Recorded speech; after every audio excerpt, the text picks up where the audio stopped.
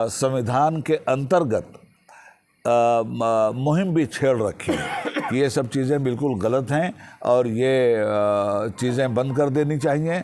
और अगर इसी तरह सर्वे का चलन चल पड़ा तो फिर मस्जिदों के नीचे मंदिर ही क्यों तलाश किया जा रहा है, फिर मंदिरों के नीचे बौद्ध विहार भी तलाश किया जाएगा। और बौद्धिस्ट लोगों ने वो काम करना शुरू भी कर दिया है।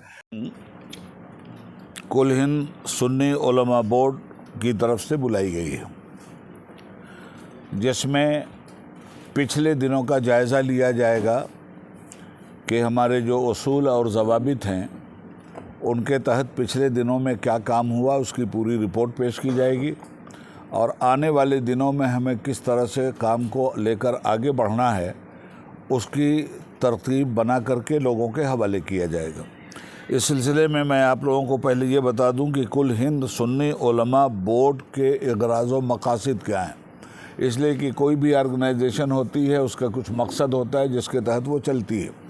हमारे सुन्नी उलमा बोर्ड के इग़राज़ व मक़ासिद जो हैं, पहली बात तो ये है कि ये 4 अक्टूबर 1994 में हैदराबाद में शहज़ादे गौसे आज़म बदर मिल्लत हज़रत मौलाना सैयद शाह बदरुद्दीन क़ादरीउल जीलानी बानी कुल हिंद सुन्नी उलमा बोर्ड के ने तवक्कुल के एहसास पर इसकी बुनियाद डाली थी। अब इसके क़याम का मकसद, अब मक़ासिद, मैंने असल में सबसे पहले इंट्रोडक्शन हो जाना चाहिए कि व्हाट इज़ दिस सुन्नी उलमा बोर्ड। तो इसके इग़राज़ व मक़ासिद ये हैं कि मुसलमानों को सही तरीक़े पर अक़ीदे और अमल के साथ ज़िंदगी गुजारने की जद्दोजहद करना।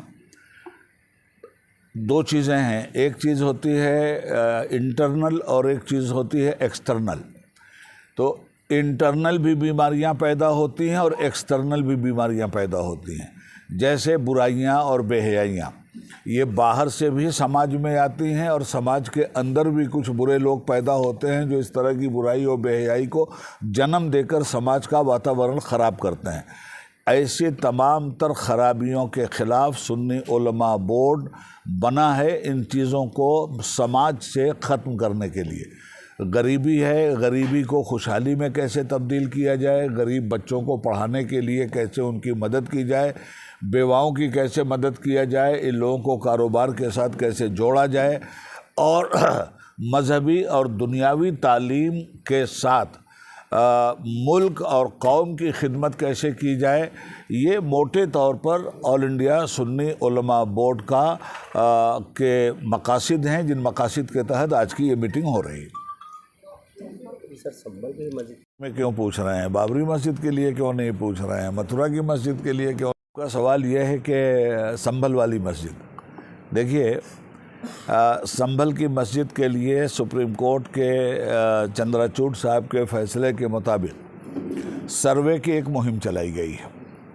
इससे पहले ज्ञानवापी मस्जिद बनारस में भी सर्वे की मुहिम चलाई गई थी।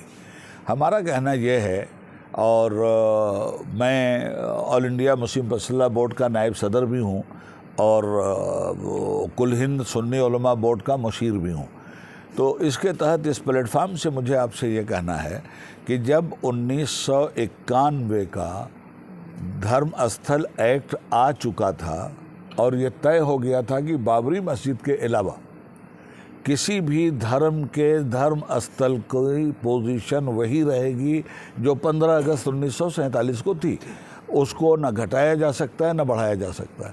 इसके बाद ये क्या ज़रूरत थी चंद्रचूड़ साहब को एक नया रास्ता निकालने की?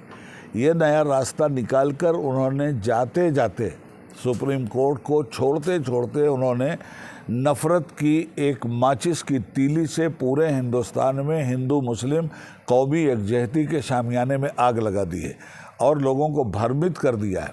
इसलिए हम इस मुहिम की भरपूर मुखालफत भी करते हैं और इसके ख़िलाफ़ हमने एक संविधान के अंतर्गत मुहिम भी छेड़ रखी है कि ये सब चीज़ें बिल्कुल गलत हैं और ये चीज़ें बंद कर देनी चाहिए। और अगर इसी तरह सर्वे का चलन चल पड़ा तो फिर मस्जिदों के नीचे मंदिर ही क्यों तलाश किया जा रहा है, फिर मंदिरों के नीचे बौद्ध विहार भी तलाश किया जाएगा और बौद्धिस्ट लोगों ने वो काम करना शुरू भी कर दिया है। तो हर मंदिर को खोद दीजिए, हर मस्जिद को खोद दीजिए, हर गिरजाघर को खोद दीजिए। जो जहाँ दावा करे कि इसके नीचे हमारा धर्म स्थल है, अब वो सर्वे करवाइए और खुदाई करवाइए। तो पूरे हिंदुस्तान को, टूटे फूटे हिंदुस्तान को आज़ादी के बाद जो लोगों ने मजबूत करने की कोशिश किया, इसको खोद करके आप इस मुल्क को कंगाल बनाना चाहते हैं। इसलिए ये तरीक़ा बिल्कुल गलत है।